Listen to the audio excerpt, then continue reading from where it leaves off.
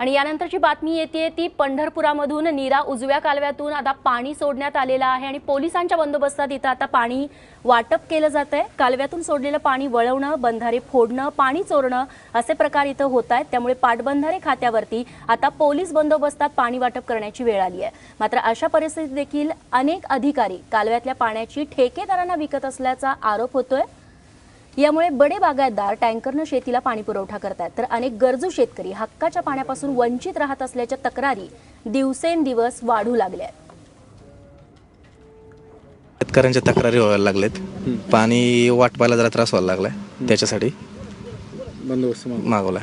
आमच्याकडे अपुरा कर्मचारी पुरवठा असल्यामुळे सगळीकडे लक्ष ठेवणं आम्हाला शक्य होत नाही। पण आता एकंदर या ह्याच्या जवळजवळ 15 ते 20 ठिकाणी मोटरी लावून इंजिन लावून पाणी उचलणं चालू आहे राजरोसपणे। ही व्यावसायिक टँकर भरून घेऊन जात आहेत, मग ह्याच्यावर कारवाई कधी आणि कशी होणार?